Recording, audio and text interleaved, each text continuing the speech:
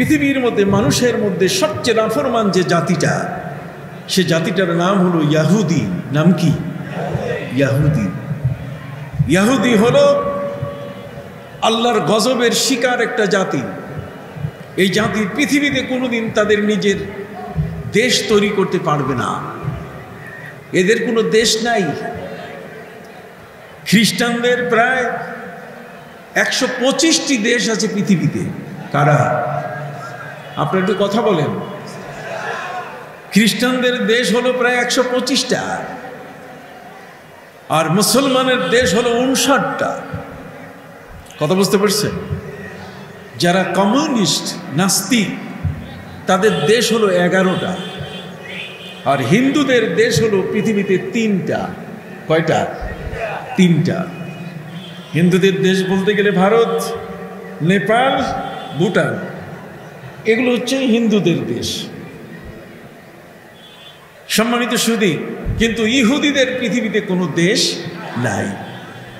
ইহুদিরা এরা মায়ানমার, বার্মার রোহিঙ্গারা যেমন আমাদের দেশে আশ্রয় নিয়েছে, এই ইহুদিরা ঠিক এমনি করে ফিলিস্তিনে আশ্রয় নিয়েছিল। এই আশ্রয় দেওয়া হয়েছে, সেই আশ্রয় যারা নিয়েছে তারা আজকে সাপে বর। তারা আজকে এই পুরা ফিলিস্তিনকে দখল করছে, নিজের তারা আধিপত্য বিস্তার করে সেখানে একটা রাষ্ট্র প্রতিষ্ঠা করছে। অথচ পৃথিবীর বয়স কোটি কোটি বছর। বাবা আদম আলাইহিস সালাম পৃথিবীতে এসেছেন, এ যাবত পৃথিবীতে বাবা আদমের আসার বয়স হলো 10,500 বছর। কত বছর? 10,500 বছরের পরে হযরত ইব্রাহিম আলাইহিস সালামের 2 সন্তান, হযরত ইসমাইল এবং ইসহাক। ইসহাক আলাইহিস সালামের বংশ থেকে এই ইহুদি গোষ্ঠী। অতএব সেই ইহুদি গোষ্ঠী আজকের প্রায় 5,500 বছর ধরে পৃথিবীতে কোনো রাষ্ট্র প্রতিষ্ঠা করতে পারে নাই। অথচ আল্লাহর মেহেরবানি 9 মাসের যুদ্ধে পাকিস্তানি হানাদারদের উৎখাত করে তাদের শোষণ থেকে মুক্তি লাভ করে বাংলাদেশের মতো এই 54,000 বর্গ মাইলের এই দেশটি আমরা পেয়েছি, স্বাধীন করতে পেরেছি।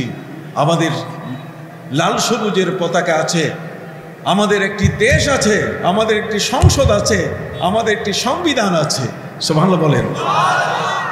কত পরে? মাত্র 51 বছর।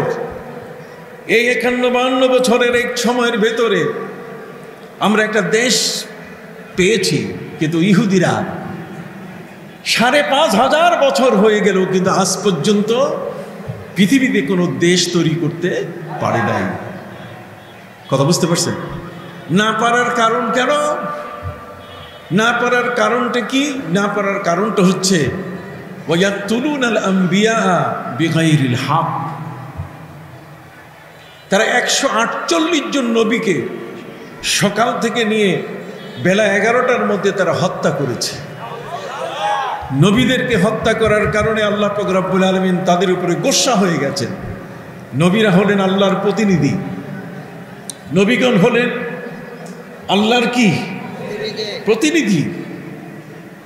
আল্লাহ পাক রব্বুল আলামিন যাদেরকে ইনচার্জ ঘোষণা করেছেন, প্রতিনিধি ঘোষণা করেছেন, সেই ইহুদি জাতি এই নবীদেরকে হত্যা করেছে। নবীরা নিষ্পাপ, মাসুম, তাদের কোনো গুনাহ নাই। অতএব নিরপরাধ আল্লাহ প্রেরিত, আল্লাহ মনোনীত নবীদেরকে হত্যা করার কারণে আল্লাহ তাআলা ফাবাউ বিগাদাবিন মিনাল্লাহ, তারা আল্লাহর গজবের মধ্যে পড়ে আছে। আল্লাহ তাআলা তাদের জন্য পৃথিবীর কোনো ভূখণ্ড রাষ্ট্র হিসাবে তিনি আর দিবেন না। কথা বুঝতে পারছেন? রোহিঙ্গারা যেমন বাংলাদেশে, ঠিক ইসরায়েলিরা, ইহুদিরা অনুরূপভাবে ফিলিস্তিনে। কথা কি বুঝতে পারছেন? কাজে ইহুদিদের দেশ ফিলিস্তিন নয়। এক সময়কালে ইহুদিরা বলতো যে আমাদের পূর্বপুরুষ ইব্রাহিম আলাইহিস সালাম ইহুদি ছিলেন।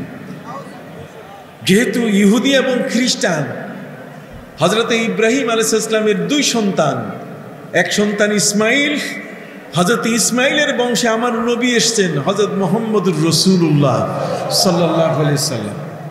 একজন নবী। ইসমাইলের মাধ্যমে আসছেন নবী কয়জন?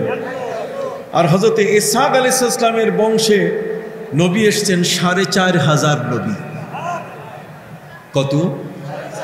এই ৪৫০০ নবীর উম্মতরা একদল ইহুদি, একদল কি? খ্রিস্টান। অতএব তারা নিজেরা ঝগড়া করে ইব্রাহিমকে নিয়ে, তাদের দাদাকে নিয়ে।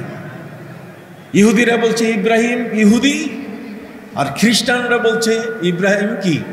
খ্রিস্টান। আমার আল্লাহ বলে দিলেন না, মা কানা ইব্রাহিম ইয়াহুদিয়া ওয়ালা নাসরানিয়া ওয়ালাকিন কানা হানিফাম মুসলিমা। আল্লাহ বলে দিলেন ইব্রাহিম ইহুদিও নয়, খ্রিস্টানও নয়, তিনি হলেন একজন সোজা পথের পরিপূর্ণ মুসলমান। সুবহানাল্লাহ।